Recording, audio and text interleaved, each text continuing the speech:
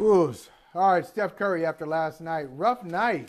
4 for 21. Uncharacteristic poor shooting from the greatest shooter that we've ever seen. And Michael, I'd like to introduce you to a very smart basketball writer and podcaster. His name is Nekias Duncan. Nekias meet Michael. Michael meet Nekias. No, he was on the show when Mike wasn't here, so we're glad to have him. Yeah. Works for the Basketball News. One of my many personal days. What's up, homie? Does a great podcast as well. So Nekias, Michael asked me this question off the top. I'll ask you the same question. What statement did the Phoenix Suns, if any, what statement did they make last night with this victory? I have something to say that we've been doing this because this is the kind of team that they were last year. Top five team in half-court offense and half-court defense last year. They're top 3 this year. They're in the midst of the 17-game win streak now in which the defense has been elite. The offense has been able to do whatever they've needed to. If it's pick and roll with Chris Paul, if it's pick and roll with Devin Booker, if it's last night it's DeAndre Ayton abusing switches, whatever your weak point is in your defense, Phoenix has a counter for it. And so it's just an extension of the team that they were last season. So if anything, it's just like last year wasn't a fluke. Like we are actually doing this. Specifically, I know there were 2 stories at the top of the season when it regards to the Suns, and we referenced one of them earlier, which was the Robert Sarver scandal and ensuing investigation, which they've compartmentalized. The other one was Robert Sarver doing Robert Sarver things when it comes to writing checks, and he didn't pay DeAndre Ayton. DeAndre Ayton balled out, to put it simply, last night. How much of an issue for the Warriors in particular, but the rest of the West for that matter, is that version of DeAndre Ayton this season? That version of DeAndre Ayton is going to be tough for just about anyone to deal with. And he didn't do anything special. And I don't even mean that in a mean way. He screens hard. He rolls hard. He seals off his man if he has a mismatch. He plays with force instead of going with these fadeaways. Like these are all things that are within his wheelhouse.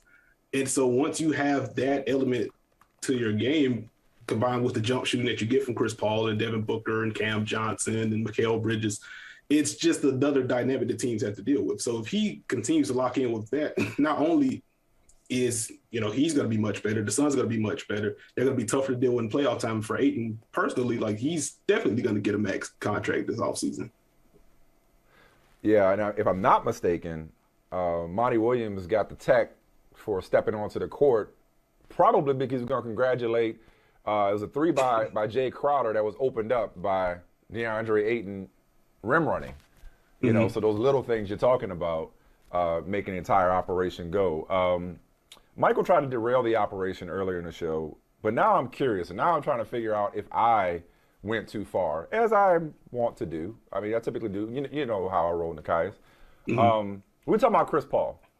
And I choose my words carefully, and I've said that Chris Paul may not be the greatest point guard of all time, but nobody's ever done it better, which is my way of having it both ways. Yeah, I would say so. Michael said, he said that Bobby Brown, but no, he said that that a guy we don't talk about often enough when it comes to greatest point guards of all time is Mark Jackson. I know where Mark Jackson ranks all time in assists, and I was a fan of Mark Jackson growing up. But then he went so far as to say that Mark Jackson was better than Chris Paul. And I call bullshit. What say you? No, did I say that? No, wait. No, hold on. Before you answer. That is exactly what you said. That's exactly what you said, which is why I said bullshit. I said he's better. No, I said, wait, hold on. Okay, what you say? Nekias, let me just jump in here. Nuance. What'd you say? If you want to make this thing, I said, if you want to make it granular and you talk about just pure point guard, not as an overall player, but just point guard skills, right? Just point guard. Okay. Regulator. I think I used the word regulator. I didn't say Mark Jackson is a better player than Chris Paul. Didn't say that. Got you. But as far as running a team, point guard. Copy that. Okay. Got it. To which I still say, bullshit. Nekias, what say you? All due respect to Mark Jackson, but I still have to say Chris Paul gets the nod there. Again, even if you're just looking at it statistically, the high volume assist and the low amount of turnovers, we haven't seen that from a high volume ball handler pretty much ever. because even Stockton turned the ball over a little bit more than Chris Paul did. And once you add in the differences of like the defensive schemes that you've seen from like the later 2000s and into the 2010s, like I don't think it's like, I think Paul just directs an offense in a way that we haven't really seen. And so, I mean, there's that. And then also Chris Paul calling his own number in a way that Mark Jackson really couldn't. Like there was the mid-post play with Mark Jackson later in his career specifically. Like Chris Paul's one of the best jump shooters we've ever seen. So I get the head nod to Mark Jackson, but I can't. I appreciate that. Hold on. I appreciate it. Sometimes it just takes somebody else to say it. You say what I was going to say, except smarter. Okay, that's great. This is great. Now let's just stop this. Now you just brought in some other things to this. Now you're making this. This just got real here. This got real here, Nekias. This is the second time on the show. So forget about this. This the hill you want to guest thing now. Forget about this whole guest thing now. Now you just you're just another brother on the show. Oh, let's go. You just said John Stockton had a bunch of turnovers. Yeah, he had a bunch of turnovers, but he also averaged more assists. He had the ball in his hand all the time, and he didn't turn it over at critical times like Chris. If we're just being real, Chris Paul, his weakness is when a game gets close, he turns the ball over that's the irony for a point guard who's a low turnover. That's literally not true.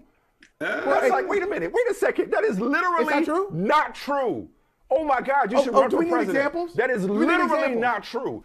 Do we need examples?